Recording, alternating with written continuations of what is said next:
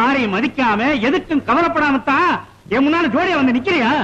அண்ணா, பெண்களுக்கு சம உரிமை தரப்படுங்கிறத இந்த உலகத்துக்கும் ஊராருக்கும் சொல்ல வேண்டியது நமது கடமை. நீங்க தானே எனக்கு பல சொல்லி கொடுத்தீங்க. ஒரு பெண்ணும் ஆணும் விரும்பினா அவங்க கல்யாணம் செய்து கொள்றத தடுக்கிறதுக்கு இந்த உலகத்துல யாருக்குமே உரிமை கிடையாதுன்னு நீங்க எத்தனை முறை எனக்கு சொல்லியிருக்கீங்க. நானும் ராதாவும் ஒருவர் விரும்பினோம், கல்யாணம் செய்து கொள்ள முடிவு செய்தோம். அண்ணா, உங்க விருப்பப்படியும் சமுதாய தர்மப்படியும் சட்டப்படியும் நாங்க 2 பேரும் கல்யாணம் செய்து வந்திருக்கோம். உங்களால் வளர்க்கப்பட்ட இந்த தம்பி நேற்றைக்கும் நீங்க சொன்னதுதான் செய்தேன், இன்னைக்கும் அதுதான் செய்யறேன். இந்த உலகமே எதிர்த்தாலும் சரி, நாளைக்கும் அதையே தான் செய்வேன். எனக்கு தம்பி யார் பிறக்கல. போடா, வா உள்ள பார்வதி.